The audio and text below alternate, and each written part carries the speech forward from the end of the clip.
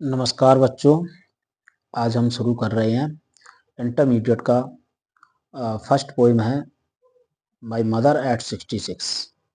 ये पोइम कमला दास जो साउथ की एक फेमस पोइटेस हैं, उन्होंने लिखी है और इन्होंने इस कविता को इस थीम पर लिखा है कि जो पेरेंट्स हैं उन्हें बच्चों से बहुत एक्सपेक्टेशन होती हैं और उनकी नीड के समय यानी उनकी ज़रूरत के समय बच्चों को उनका साथ देना चाहिए और विशेषकर उनकी वृद्धावस्था के समय।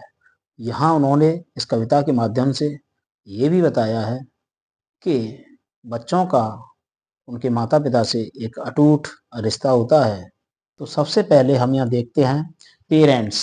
यहाँ पेरेंट्स सिंगुलर है, जिसका अर्थ होता है यहाँ कवयित्री जो है वो अपनी माँ के साथ जा रही है, तो यहाँ पेरेंट का अर्थ हम उसकी माँ से लगाएंगे, यानी उसकी माँ का घर। टू कोचिन लास्ट फ्राइडे, यानी पहली लाइन बताती है कि जो कवयित्री है वो अपनी माँ के घर से गाड़ी चलाते हुए पिछले शुक्रवार की सुबह कोचीन एयरपोर्ट की तरफ जा रही थी। आई सा माई मदर बिसाइड मी, और यहाँ पर कवयित्री कहती है कि मैंने अपनी माँ को, बिसाइड का अर्थ होता है बगल में, यानी मैंने अपनी माँ को अपने बगल में देखा।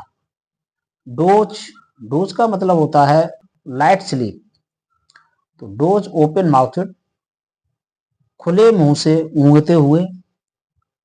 हर फेस असिन, यहाँ पर जो असिन का अर्थ है पीले रंग का, तो हर फेस असिन लाइक दैट, यानी उनका जो चेहरा था वो पीला था। That of a corpse, corpse होती है लाश, डेड बॉडी, यानी उनका जो चेहरा था वो लाश की तरह पीला था।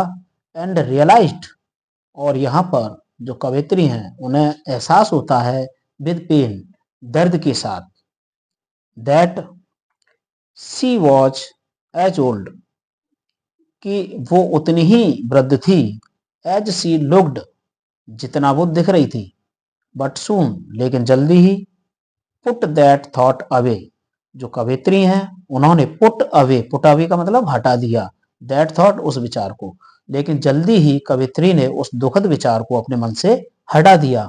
And looked out at young trees, और उन्होंने, लुक आउट का मतलब होता है झांक करके देखना, यानी गाड़ी से बाहर झांक करके देखा उन्होंने यंग ट्रीज।